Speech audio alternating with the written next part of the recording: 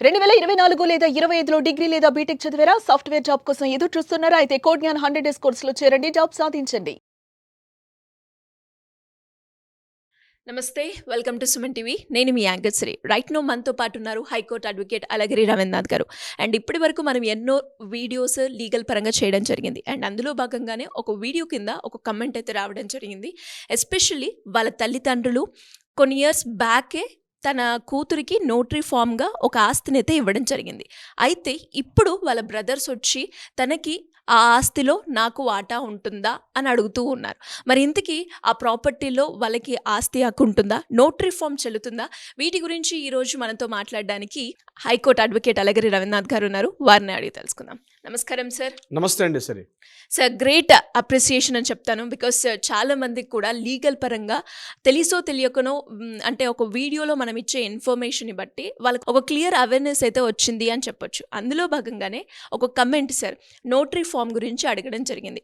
కొన్ని సంవత్సరాల క్రితం తన తల్లిదండ్రులు తనకి నోటరీ ఫామ్గా ఇచ్చిన ఆస్తి ఏదైతే ఉందో అందులో ఇప్పుడు వాళ్ళ బ్రదర్స్ నాకు ఆ ఆస్తి కావాలి అని అడగడం జరుగుతూ ఉన్నారు. మరి ఇంతకీ ఆ నోటరీ ఫామ్ చెల్లుతుందంటారా? ఇది ముఖ్యంగా మన తెలంగాణ, ఆంధ్రప్రదేశ్ రాష్ట్రాల్లో సరైనటువంటి న్యాయపరంగా అవగాహన లేకపోవడం వల్ల కొన్ని సమస్యలైతే వస్తున్నాయి. మనం చాలా వీడియోస్ చేస్తున్నాం. సో, ఇప్పుడు ఈ సోదరు రాసినటువంటి ఏదైతే కామెంట్ పెట్టారో, ఆ కామెంట్‌కి సరైన ఆన్సర్ ఏంటంటే, వాళ్ళ పేరెంట్స్ ఆ అమ్మాయికి ఆల్రెడీ నోటరీ ద్వారా ఒక ప్రాపర్టీని హ్యాండ్ ఓవర్ చేయడం జరిగింది. ఆ స్థలం యొక్క ప్రాపర్టీ కూడా ఆమె యొక్క స్వాధీనంలో ఉంది. కానీ, ఈరోజు కొద్ది సంవత్సరాలు ఇప్పుడు పేరెంట్స్ చనిపోయారు. వాళ్ళ బ్రదర్స్ ఈ ప్రాపర్టీలో మాకు షేర్ ఉందని కావాలి చెప్పి అని. రావడం జరిగింది. సో, దీన్ని లీగల్‌గా ఎలా ఫేస్ చేయాలి? ఫస్ట్ గుర్తుపెట్టుకోండి. నోటరీ ద్వారా ఒక డాక్యుమెంట్, ఒక ప్రాపర్టీని ఏదైతే జరిగిందో దాన్ని కేవలం అగ్రీమెంట్ అనే తీసుకుంటారు తప్పించి, అది ప్రాపర్టీ ఓనర్‌షిప్ రైట్స్ ఉన్నట్టుగా కాదు. ఇది ఫస్ట్ గుర్తుపెట్టుకోవాల్సింది. ఒకసారి నోటరీ ద్వారా డాక్యుమెంట్ జరిగింది అంటే, మీరు ఇంటర్నల్‌గా మీరు రాసుకున్నారు తప్పించి, ఒక పబ్లిక్ ఫర్మ్ ద్వారా మీరు రాసుకున్నారు తప్పించి, నోటరీని government as per Indian registration act 1908 ప్రకారం 1908 యాక్ట్ ప్రకారం, రిజిస్ట్రేషన్ యాక్ట్ ప్రకారం ఏంటంటే ఇద్దరు ఒక అమ్మే వ్యక్తి ఉండాలి, కొనుక్కునే వ్యక్తి ఉండాలి. ఇద్దరు వ్యక్తులు కూడా తమ యొక్క సేల్ డీడ్ ద్వారా గానీ, గిఫ్ట్ డీడ్ ద్వారా గానీ ఇద్దరు కలిసి గవర్నమెంట్ రికార్డ్స్ దగ్గరికి వెళ్ళి, in front of the sub registrar office దగ్గరికి వెళ్ళి ఆ ప్రాపర్టీని రిజిస్ట్రేషన్ చేసుకుంటేనే దానికి రిజిస్టర్డ్ డాక్యుమెంట్‌గా వ్యాలిడిటీ వస్తుంది. అంతే తప్పించి రిజిస్ట్రేషన్ డిపార్ట్మెంట్ వద్ద కాకుండా బయట ఎవరు ఎటువంటి లావాదేవీలు చేసుకున్నా, అది నోటరీ ద్వారా కావచ్చు, లేకపోతే మన తెలంగాణ ప్రాంతంలో మనం మాట్లాడుకుంటాం సాదా బైనామా ల్యాండ్స్ అంటారు. అంటే తెల్ల కాగితం మీద రాసుకున్నటువంటి ఒప్పంద పత్రాలు గానీ, ఇవన్నీ కూడా అది జస్ట్ ఒక డాక్యుమెంట్‌గానే మాట్లాడతారు తప్పించి, దాన్ని ఎట్టి పరిస్థితుల్లో లీగల్ వ్యాలిడిటీ ఉండదు. దానికి ఆ డాక్యుమెంట్‌కి ఎట్టి పరిస్థితుల్లో కూడా ఓనర్‌షిప్ రైట్స్ ఉన్నట్టుగా కాదు.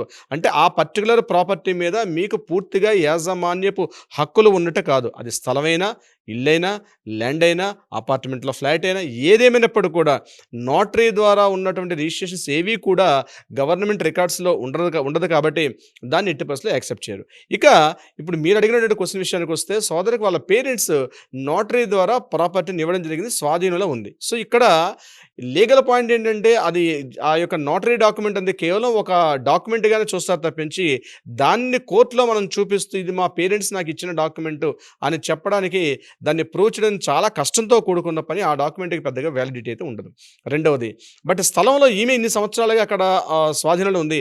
ఈమె ఆ ఇంట్లో ఉంది, లేకపోతే ఆ స్థలంలో ఉందనుకుంటే, దానికి సంబంధించినటువంటి డీటెయిల్స్ అన్నీ కూడా ఆమె కోర్ట్‌లో సబ్మిషన్ చేసుకోవాల్సినటువంటి అవసరం అయితే ఉంటుంది. అంటే ఎట్లా, ఒకవేళ ఎలక్ట్రిసిటీ ఉంటే ఎలక్ట్రిసిటీ బిల్స్ పెట్టడం గానీ, ప్రాపర్టీ ట్యాక్స్ పే చేస్తే ప్రాపర్టీ ట్యాక్స్ పే చేస్తున్నట్టుగా, లేకపోతే అక్కడ ఉన్నటువంటి ప్రాపర్టీ ఒకవేళ ల్యాండ్ అనుకోండి, క్రాప్ వేస్తూ ఉంటారు. ఏం పంట వేశారు, ఏ క్రాప్ వేశారు, ఏమేమి వేశారని చెప్పి ఆ డీటెయిల్స్ అన్నీ కూడా నేను ఇన్ని సంవత్సరాలుగా ఆ స్థలంలో నేను స్వాధీనం ఉన్నానని చెప్తూ కోర్టు ముందు స్ట్రాంగ్ ఎవిడెన్సెస్ చేస్తే తప్పించి ఆ ప్రాపర్టీ, అంటే మీరు చెప్పే క్వశ్చన్‌లో ప్రాపర్టీ ఇంకా పేరెంట్స్ పేరు మీదుగా ఉంది. ఇంకా డాక్యుమెంటింగ్ మాత్రం ఇంకా చేంజ్ కాలేదు కాబట్టి, ఆ పేరెంట్స్ మీద ఉన్న ప్రాపర్టీకి బ్రదర్స్ కూడా హక్కులు ఉంటాయి. ఎందుకంటే ఈ పేరెంట్స్ ఇద్దరు చనిపోయేటప్పుడు ఆ ప్రాపర్టీ అది యాన్సెస్ట్రల్ ప్రాపర్టీ అయినప్పటికి కూడా, అంటే సెల్ఫ్ గెయిన్డ్ ప్రాపర్టీ కాబట్టి బ్రదర్స్ కూడా అందులో ప్రాపర్టీలో వాల్యూ ఉంటుంది. అది బ్రదర్ ప్రాపర్టీ సిస్టర్‌కైనా, సిస్టర్ ప్రాపర్టీ బ్రదర్ అయినా. 2005 తర్వాత అమ్మాయిలకు కూడా ఆస్తికి వచ్చింది కాబట్టి అందరికీ కూడా, ఒకవేళ అది హిందువుల ప్రాపర్టీ అయితే, ఆడపిల్లలతో పాటు హిందువులు కూడా ప్రాపర్టీ అయితే ప్రతి ఒక్కరికి ఈక్వల్ ఒక షేర్ కంప్లీట్‌గా ఉండే అవకాశం ఉంటుంది.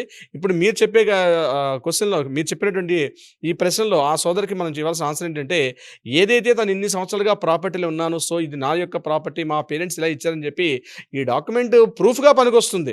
అంటే మా ప్రాపర్టీస్ ఇలా ఇవ్వడం జరిగింది, సో మా ప్రాపర్టీ ఇచ్చారని చెప్పి దాన్ని ఎవిడెన్స్గా చూపిస్తూ రిజిస్ట్రేషన్ డిపార్ట్మెంట్లో ఇమ్మీడియట్గా దాన్ని ట్రాన్స్ఫర్ చేయమని చెప్పి మనం అడిగే హక్కు ఉంటుంది. అంటే అక్కడ కేవలం ఈ నోటరీ డాక్యుమెంట్ మాత్రం వ్యాలిడిటీకి రాదు. ఇన్ని సంవత్సరాలుగా నాకు ఇలా ఇచ్చారు, దానికి జెన్యూనిటీ ఉంది, దీంతో పాటు నేను స్థలంలో కూడా నేనే స్వాధీనం ఉన్నాను, ఇన్ని సంవత్సరాల పాటు మా బ్రదర్స్ యొక్క స్థలం వైపు చూడలేదు అని చెప్పి మనం కోర్టులో ఒక సివిల్ సూట్ ఫైల్ చేసుకోవడం వల్ల మనం దాన్ని ఇంజెక్షన్ ఆర్డర్ తీసుకొని రావచ్చు. అంటే బ్రదర్స్ ఆ ప్రాపర్టీ మీదకి ఆక్యుపెన్సీలోకి రాకుండా, ఆక్యుపెన్సీ తీసుకోకుండా ఆ ప్రాపర్టీని కాస్త ఇంజెక్షన్ ఆర్డర్ ద్వారా దాన్ని స్టేటస్కో పెట్టి రిజిస్ట్రేషన్ డిపార్ట్మెంట్కి వెళ్ళి కోర్టు నుంచి మన పలానా గ్రౌండ్ రియాలిటీస్, గ్రౌండ్ రిపోర్ట్స్ ప్రకారం నాకు దీని మీద హక్కు కల్పించమని చెప్పి మనం కోర్టు విన్నవించుకునే అవకాశం అయితే ఉంటుంది. ఇది నెంబర్ 1 పాయింట్. ఇక్కడ బ్రదర్స్కి ఒకవేళ మీ దగ్గర స్ట్రాంగ్ ఎవిడెన్సెస్ లేకపోతే బ్రదర్స్ కూడా ఈ ప్రాపర్టీ మీద ఈక్వల్ షేర్ వచ్చే అవకాశం కూడా ఉంటుంది. అది గుర్తుపెట్టుకోవాలి.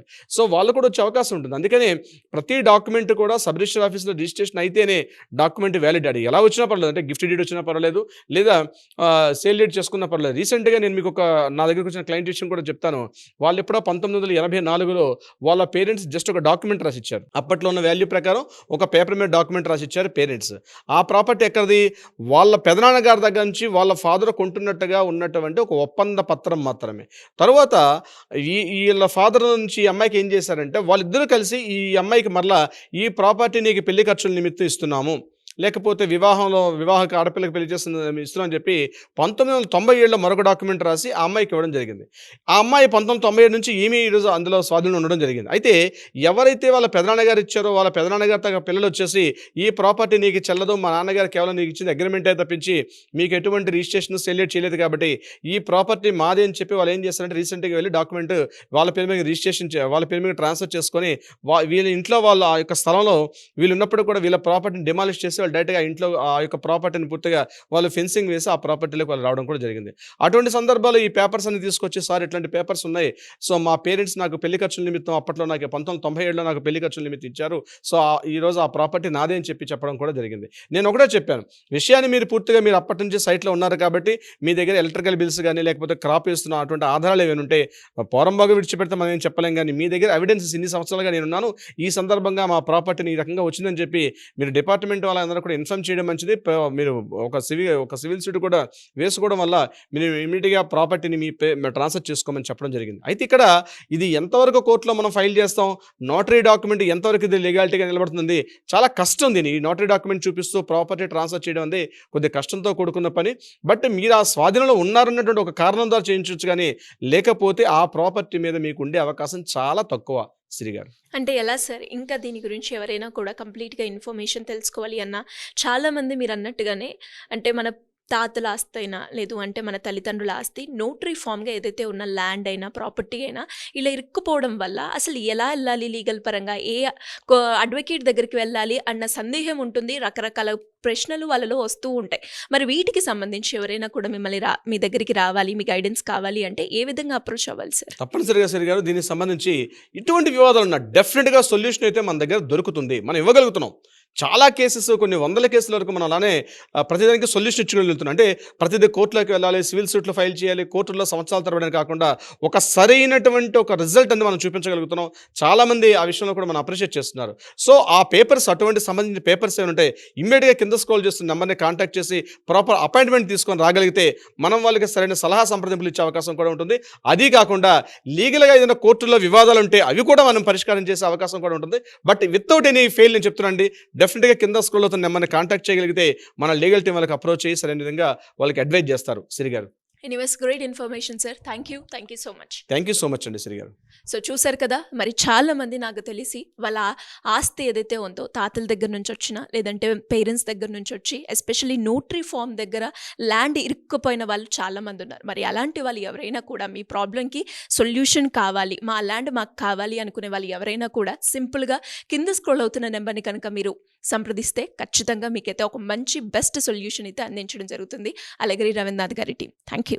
సుమన్ టీవీలో మీ పర్సనల్ అండ్ బిజినెస్ ప్రమోషన్స్ కోసం కింది నెంబర్కి కాంటాక్ట్ చేయండి.